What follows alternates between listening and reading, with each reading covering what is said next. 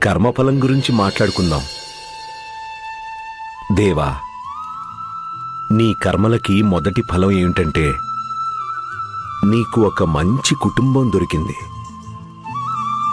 అలాగే ఇది కూడా నీ కర్మల ఫలితమే.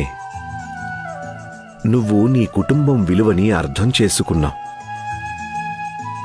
భగవంతుడు నీకు ఆ వివేకాన్ని ఇచ్చాడు. ఇన్ని కష్టాలు పడిన తర్వాత కూడా నీకు ఈర్ష్య, ద్వేషం, అహంకారం అనేవి అస్సలు లేవు. ఇదే నీ కర్మల ఫలితం. నువ్వు సుఖంగా నిద్రపోతావు, ప్రశాంతంగా నిద్రపోతావు. ఇదే నీ కర్మల యొక్క ఫలితం.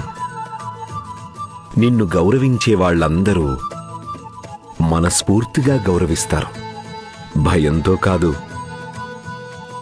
ఇదే నీ కర్మ ఫలం.